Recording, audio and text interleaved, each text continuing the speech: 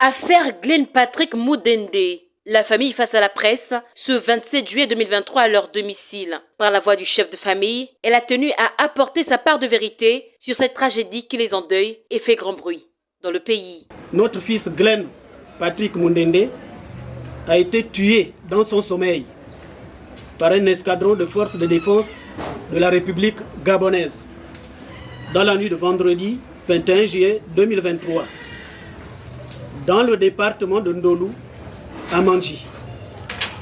Sachant qu'il n'était plus armé, il ne présentait plus une menace à cet effet. Conscient de la gravité de l'acte posé par leur fils, notamment la prise d'otage, la famille a tenu à présenter ses excuses à la face du monde. Une partie des faits qui lui ont été reprochés sont déplorables, à savoir la prise d'otage et d'avoir tiré sur un gendarme.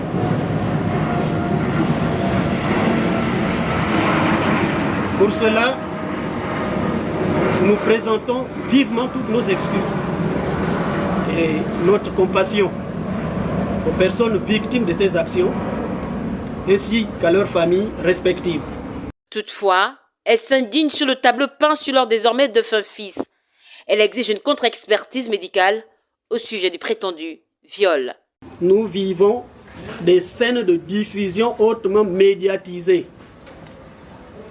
où notre fils Glenn Patrick Mudende est présenté comme un assassin alors qu'il n'a tué personne. Comme un violeur sans preuve. Toute une mascarade accompagnée de mises en scène dignes d'un film fiction. Nous déplorons toutes ces machinations qui n'ont pour but que de salir l'image de notre fils disparu. Nous tenons à rappeler à l'opinion publique que notre fils Glenn Patrick Mudende n'a jamais fait de prison.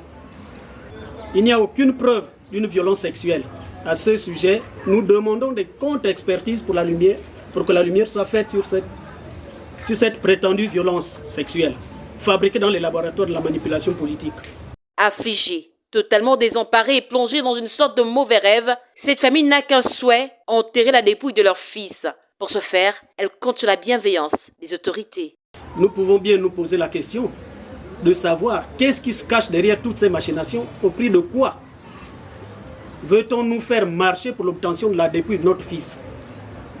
La famille est-elle déjà aussi coupable des actes reprochés à notre fils? Veut-on intenter un procès à titre posthume contre notre fils Glenn Patrick Mudende? Qu'on nous le dise. Les faits qui sont aujourd'hui ajoutés et mis à l'actif de notre fils disparu sont assez graves. Ceci n'est-il pas la preuve que notre fils Glenn Patrick Mudende a été sacrifié sur l'autel de la récupération politique?